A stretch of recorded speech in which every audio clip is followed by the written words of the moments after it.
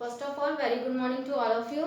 In today's class, I am going to start with the spermatogenesis topic. तो spermatogenesis पढ़ने से पहले एक बार रिवीजन कर लेते हैं. क्या रिवीजन है? ह्यूमन रिप्रोडक्टिव सिस्टम में दो रिप्रोडक्टिव सिस्टम है, that is male reproductive system and female reproductive system. अब मेल रिप्रोडक्टिव सिस्टम में क्या कौन कौन से पार्ट होते हैं? इन मेल रिप्रोडक्टिव सिस्टम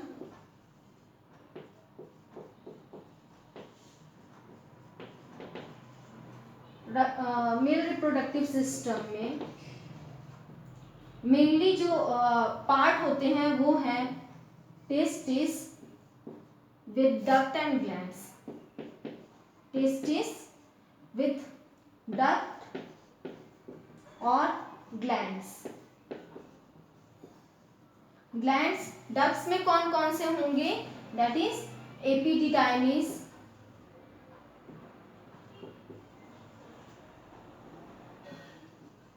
एपिडिडाइमिस, वास डिफरेंसिया और वास डिफरेंसिया, वास या वासा जैसा भी जो भी प्रोनाउंसिएशन है, तो वास डिफरेंसिया एंड वास डिफरेंसिया. तो ये सभी पार्ट होते हैं. ग्लैंड कैसे होंगे? Prostate gland, glands, bulbourethral gland,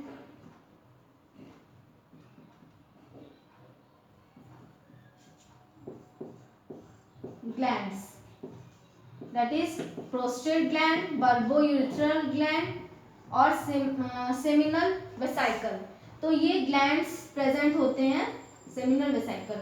अब टेस्टिस में कौन कौन से पार्ट हो गए? There are compartments.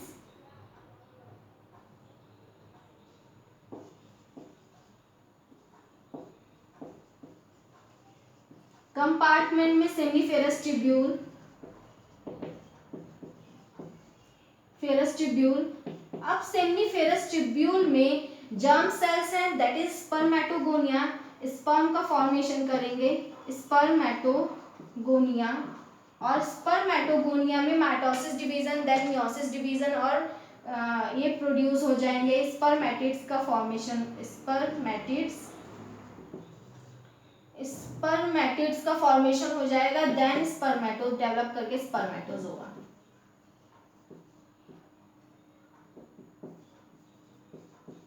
स्पर्मेटोजोआ. ये पूरी प्रोसेस कैसे हो रहा है, कैसे स्पर्मेटोजेनेसिस से स्पर्मेटोगोनिया से डेवलप कर जा रहे हैं स्पर्मेटोजोआ. तो ये पूरी प्रोसेस किस में आएगी? स्पर्मेटोजेनेसिस. तो आज का टॉपिक है स्पर्मेटोजेनेसिस.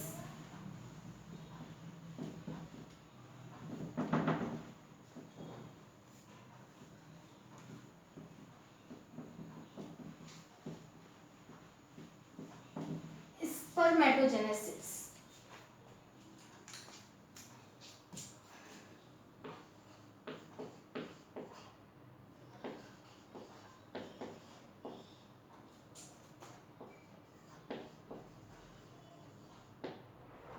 स्पर्मेटोजेनेसिस. अब स्पर्मेटोजेनेसिस कहाँ होगा?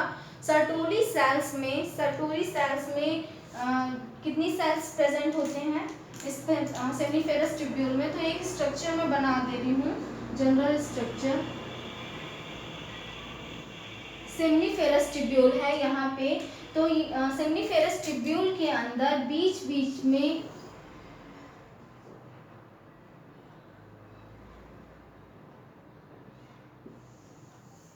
ग्लैंड सेल्स प्रेजेंट होंगे. Gland, these are Sertoli cell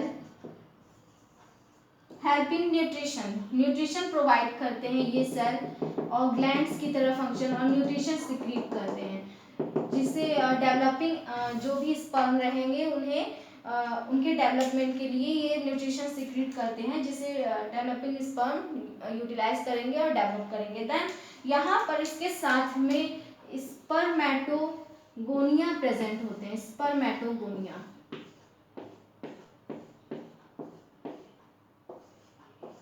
spermatogonia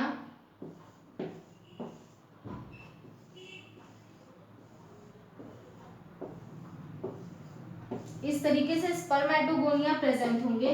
अब स्पर्मेटोगोनिया डिफरेंशिएट करेगी, प्रोलिफरेट करेगी, और प्रोलिफरेशन करने के बाद स्पर्मेटेड्स का फॉर्मेशन, स्पर्मेटेड्स देन स्पर्मेटोजोआ,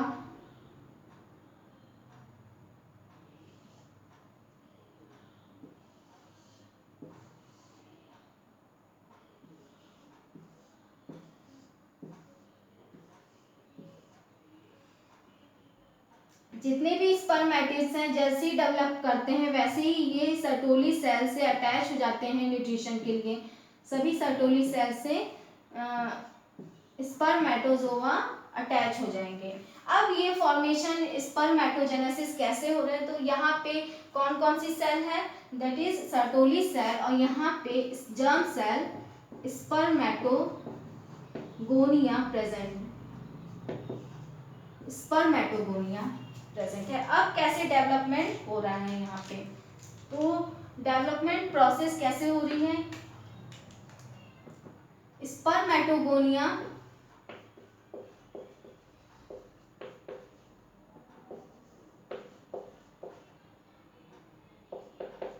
स्पर्मेटोगोनिया में सबसे पहले माइटोसिस डिवीजन होता है, माइटोसिस डिवीजन। अब माइटोसिस डिवीजन है तो स्पर्मेटोगोनिया की प्लॉइडी 2n है, डिप्लॉइड क्रोमोसोम नंबर ह्यूमन है that is 46 chromosome number. Mitosis के बाद जब प्राइमरी स्पर्मेटोसाइट बनेंगे, प्राइमरी स्पर्मेटोसाइट,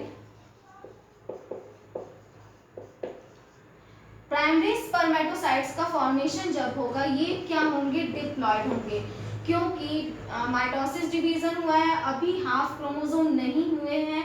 प्राइमरी स्पर्मेटोसाइट फिर से जाएंगे, यहाँ पे सेल जो होंगे फिर से मियोसिस डिवीजन में जाएंगे। अब जो डिवीजन होगा यहाँ पे वो मियोसिस डिवीजन होगा। मियोसिस डिवीजन रिडक्शन डिवीजन भी बोला जाता है, और रिडक्शन डिवीजन से क्या होता है, जो सेल होंगे यहाँ पे क्रोमोसोम नंबर 2n डिप्लॉइड से हैप्लॉइड का फॉर्मेशन होता है, तो haploid that is n chromosome number. यहाँ पे मियोसिस के बाद मियोसिस फर्स्ट, और मियोसिस फर्स्ट के बाद प्राइमरी स्पर्मेटोसाइट से सेकेंडरी स्पर्मेटोसाइट का फॉर्मेशन होता है,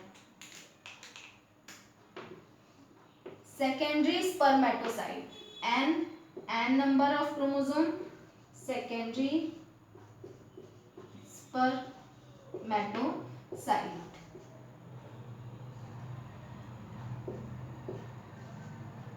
सेकेंडरी स्पर्मेटोसाइट्स, अभी मियोसिस फर्स्ट हुआ है, फिर दोनों सेपरेटली जो एक सेल से दो सेल का फॉर्मेशन हुआ है, अभी दो सेल का फॉर्मेशन हुआ है। देन ये मियोसिस सेकेंड, अभी मियोसिस फर्स्ट हुई है बस, अब मियोसिस सेकेंड में ये सभी जाते हैं, और सेकेंडरी स्पर्मेटोसाइट से हर एक से दो दो सेल्स ये भी डिवाइड करेगी मियोसिस सेकेंड के थ्रू, और ये भी मियोसिस सेकेंड के थ्रू डिवीजन होगा। तो मियोसिस सेकेंड के बाद जो नंबर ऑफ सेल हैं ये कितने बन जाते हैं, दो, इस सेल से भी दो, नंबर ऑफ टोटल एक स्पर्मेटोगोनिया से यहाँ पे एक स्पर्मेटोगोनिया है, फाइनली डिवाइड करके कितने सेल, 4 नंबर ऑफ सेल बना लेते हैं, n chromosome number, n chromosome number, n chromosome. अब यहाँ पे जो क्रोमोसोम है ये हैप्लॉइड क्रोमोसोम, देन यहाँ पे 4 नंबर। अब यहाँ पे डिफरेंशिएशन, क्योंकि प्रोलिफरेशन हो चुका है, अब डिफरेंशिएशन होता है। अब ये जो सेकेंडरी स्पर्मेटोसाइट है डेवलप कर जाते हैं, डेवलप करके कुछ चेंजेस इसमें आते हैं, और फाइनली कन्वर्ट होते हैं इन स्पर्मेटिड।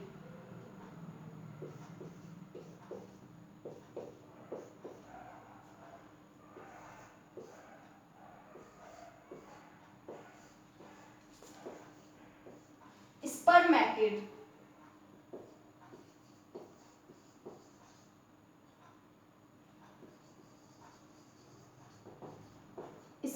स्पर्मेटिड्स का डेवलपमेंट हो जाता है। स्पर्मेटिड्स की डेवलपमेंट के बाद then finally develop into spermatozoa.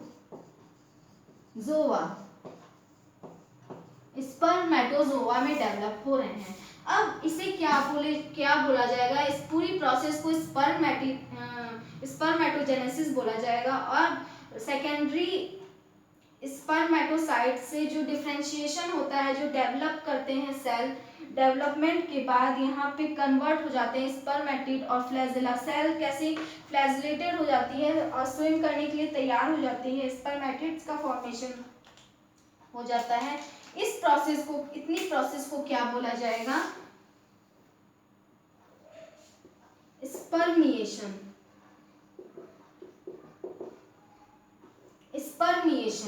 यहाँ के प्रोसेस को स्पर्मिएशन बोला जाएगा। और क्योंकि क्या हो रहे हैं, डेवलप कर रहे हैं, रिलीज हो रहे हैं, तो पूरी प्रोसेस स्पर्मिएशन यहाँ पे इंडिकेट हो जाएगी। अब यहाँ जो डेवलप जो स्पर्मेटिड्स हैं, इसके स्ट्रक्चर को देखते हैं, स्पर्मेटोजोआ और स्पर्मेटिड्स कि इनका स्ट्रक्चर, अब पूरा स्ट्रक्चर देखते हैं कि कैसा होता है, कौन कौन से सेल बॉडीज यहाँ पे प्रेजेंट होते हैं।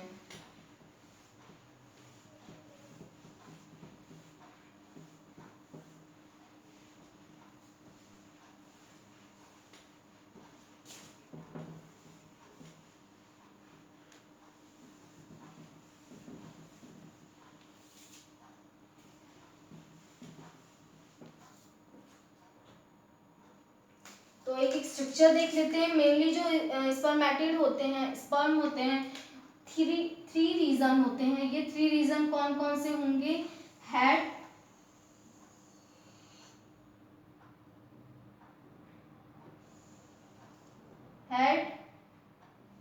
नेक, middle piece, then tell.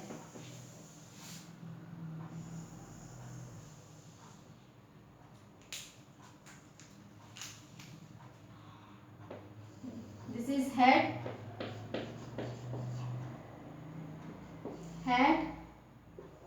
neck, middle piece,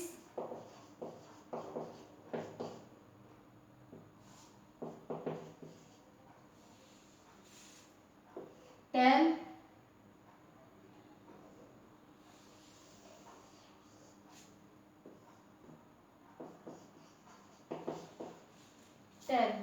तो हेड, नेक और टेल में ये पूरा जो स्पर्म का पार्ट है वो डिवाइडेड होता है मिडिल पीस में। अब हेड रीजन में मेनली क्या होते हैं, न्यूक्लियस, और here it is nucleus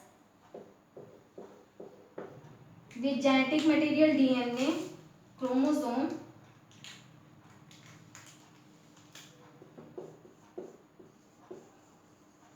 nucleus, genetic material,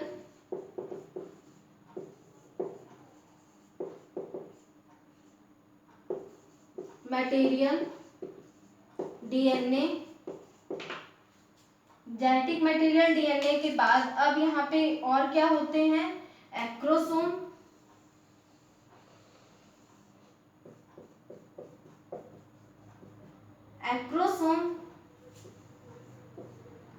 which contain enzyme for melting of egg membrane। अब यहाँ पे एक्रोसोम में एंजाइम होते हैं, देन न्यूक्लियस, इसके साथ centriole,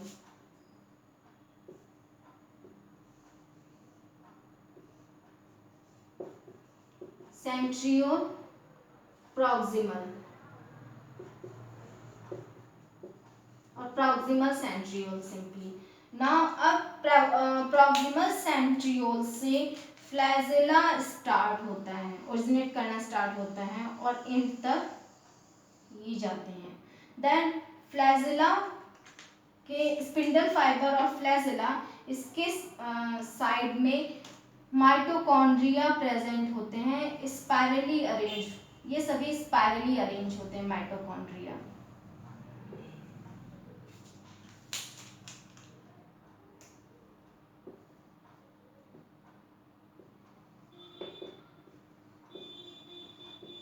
mitochondria,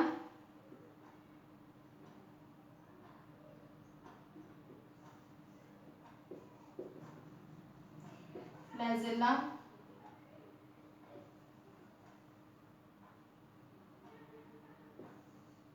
distal centriole.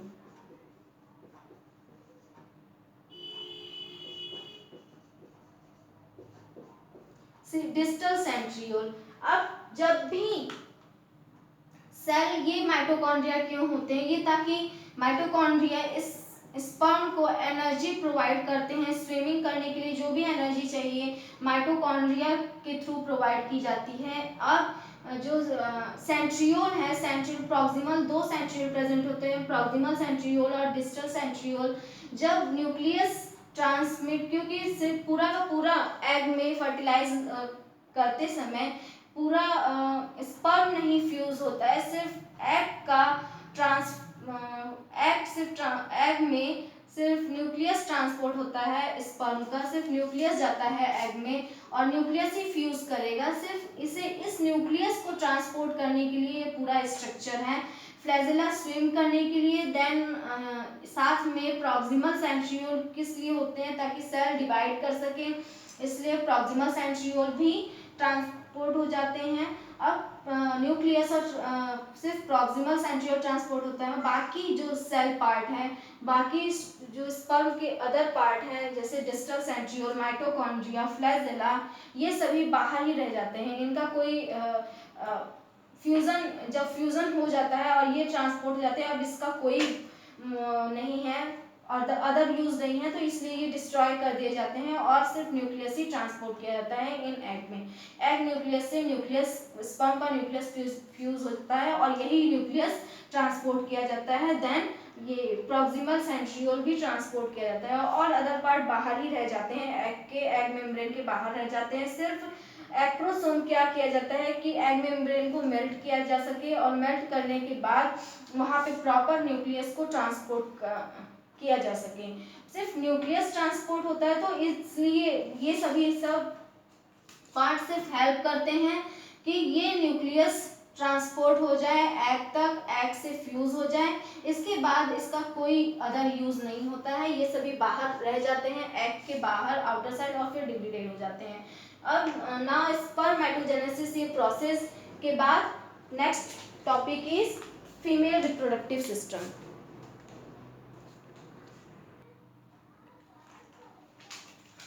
Female reproductive system में कैसे oogenesis प्रोसेस होता है, देन स्पर्मेटोजेनेसिस डिस्कस हो चुका है। What is oogenesis process?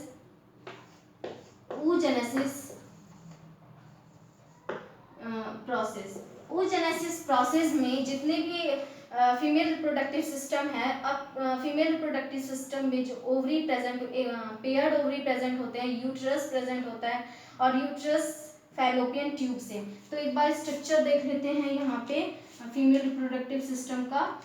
तो oogenesis प्रोसेस किस में, कहाँ पर होगा? ओवरी में होगा। तो यहाँ पे स्ट्रक्चर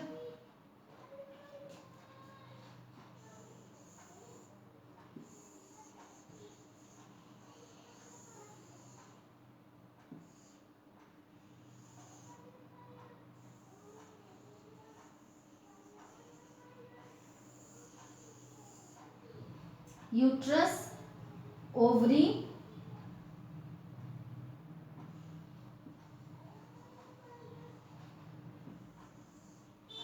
ओवरी, यहाँ पे भी ओवरी इसी तरह। अब एक ओवरी का स्ट्रक्चर देख लेते हैं। Here it is fimbriae, then ovary, uterus,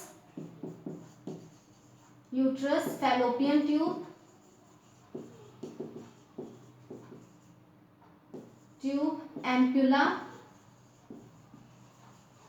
ampulla. ये डिफरेंट स्ट्रक्चर होते हैं, लेकिन जो oogenesis प्रोसेस होता है वो ओवरी के अंदर होता है। तो एक ओवरी का स्ट्रक्चर यहाँ पे देख लेते हैं, देन वी डिस्कस कैसे oogenesis प्रोसेस हो रही है। तो oogenesis प्रोसेस में कैसे फॉर्म हो रहा है, फॉर्मेशन हो रहा है oogonia। जैसे स्पर्मेटोजेनेसिस में स्पर्मेटोगोनिया प्रेजेंट होते हैं, ये जर्म सेल्स हैं, वैसे ही यहाँ पे भी ओगोनिया प्रेजेंट होते हैं with in ovary.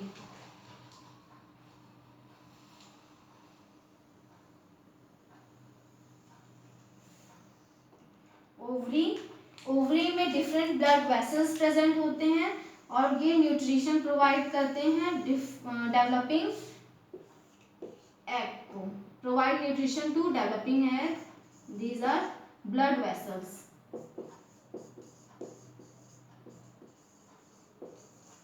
Blood vessels, अब यहाँ पे ब्लड वेसल्स के साथ जर्म सेल्स प्रेजेंट होंगी। ये germ cells oogonia develop into primary follicle,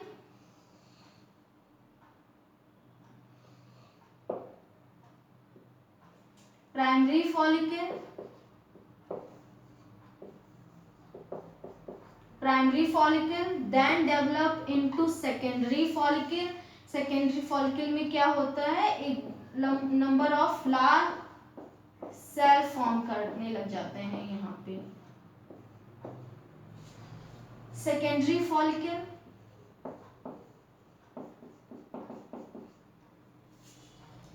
फिर develop into final tertiary follicle और ग्रेफियन फॉलिकल।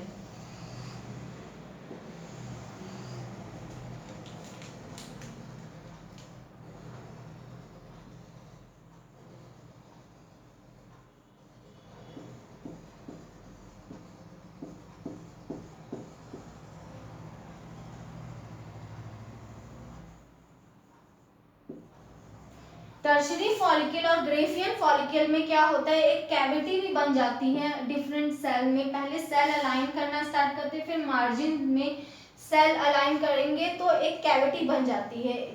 सेल अलाइनमेंट से एक कैविटी बन जाती है, इसे बोला जाता है antrum cavity. Antrum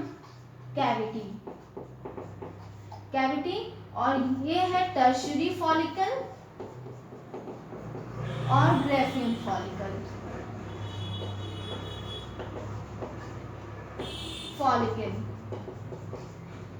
Graafian follicle. अब इसके बाद क्या होता है, ओव्यूलेशन। जब ये पूरा मैच्योर हो जाता है, एग फॉलिकल के अंदर यहाँ पे डेवलप कर गया है, अब मैच्योर होने के बाद रप्चर का जो फॉलिकल है, ग्रेफियन फॉलिकल रप्चर कर जाती है और रप्चर करने के बाद अपनी जो एग है वो बाहर ओमिट कर देते हैं, ओवम। अब ये जो और सेल्स है, अदर सेल्स, वो as such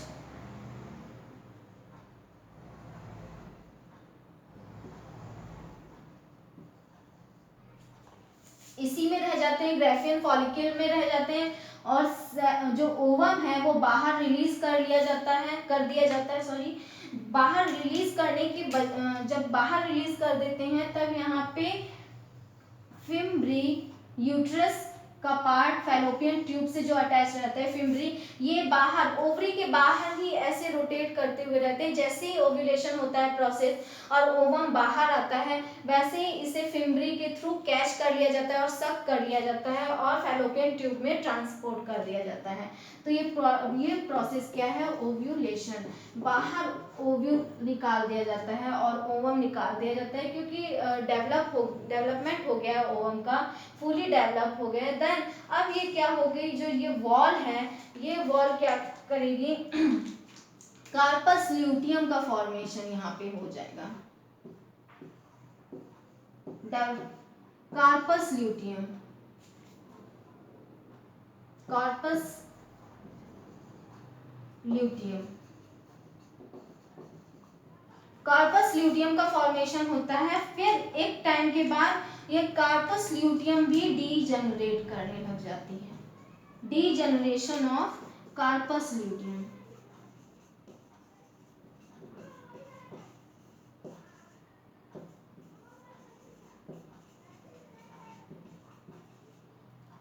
degeneration of corpus luteum. Finally corpus luteum भी डीजनरेट कर जाते हैं। अब डिफरेंट oogenesis प्रोसेस में जितनी भी स्पर्गोनिया सेल होते हैं, स्पर्गोनिया सेल ये डेवलप करते हैं in primary follicle, in secondary follicle, development अभी भी हो रहा है, देन टर्शियरी फॉलिकल, और फाइनली मैच्योर ओवम का फॉर्मेशन हो जाता है इन ग्राफियन फॉलिकल, जहाँ पे एक कैविटी भी बन जाती है जिसे एंट्रम कैविटी बोलते हैं। जब ये मैच्योर ओवम बाहर रिलीज कर दिया जाता है outside the ovary, then fimbriae catch और सब कर लेता है फिम्बरी इसे फैलोपियन ट्यूब का यूट्रस में। यूट्रस का पार्ट है फैलोपियन ट्यूब। फैलोपियन ट्यूब के फिंगर लाइक प्रोजेक्शन होते हैं जिन्हें फिम्बरी बोला जाता है, और फिम्बरी इन्हें कैच कर लेंगे ओवम को और फैलोपियन ट्यूब में ट्रांसफर कर देंगे। अब फैलोपियन ट्यूब में ये एज सच पड़े रहेंगे जब तक ये फर्टिलाइज नहीं हो जाते। एक बार फर्टिलाइजेशन हो जाएगा तब ये क्या होगा, फर्टिलाइजेशन के बाद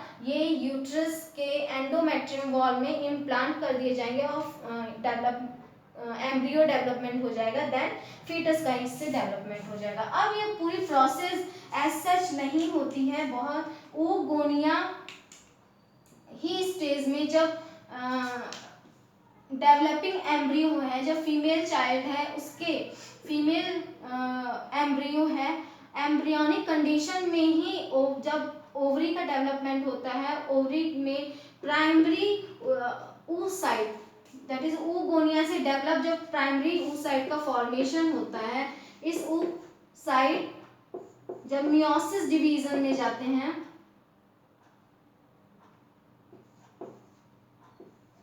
मियोसिस डिवीजन में जाते हैं, तब ये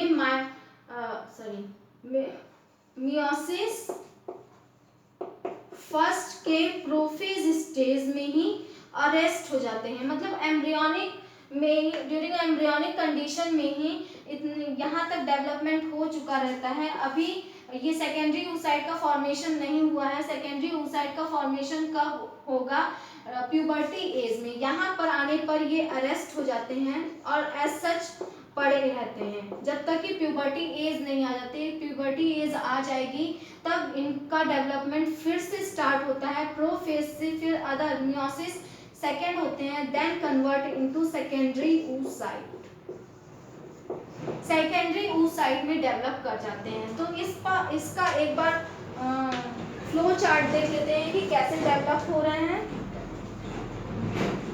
कैसे डेवलपमेंट हो रहा है यहाँ पे।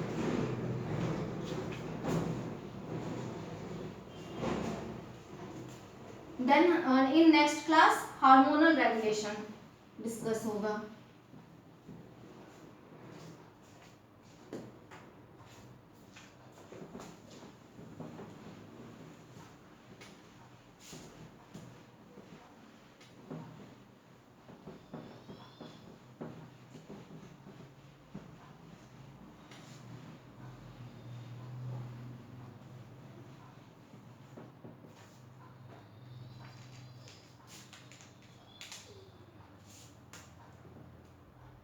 सेल है डिप्लॉयड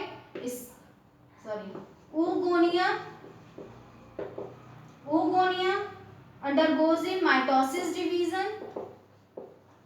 माइटोसिस डिवीजन के बाद oogonia से प्राइमरी oocyte का फॉर्मेशन होता है, अगेन 2n, लेकिन प्राइमरी oocytes का फॉर्मेशन हुआ। अब यहाँ पे प्राइमरी oocyte मियोसिस डिवीजन में जाते हैं। मियोसिस फर्स्ट के प्रोफेज में ही ये अरेस्ट हो जाते हैं, और प्रोफेज में अरेस्ट होने के बाद ड्यूरिंग प्यूबर्टी स्टेज अब ये फिर से डिवाइड करना स्टार्ट करते हैं, देन मियोसिस सेकेंड, और फर्स्ट के बाद जब लास्ट होती है मियोसिस तब 2 सेल का फॉर्मेशन होता है, और यहाँ पे डिप्लॉयड के बजाय हैप्लॉयड क्रोमोसोम आ जाते हैं in secondary oocytes। Then meiosis second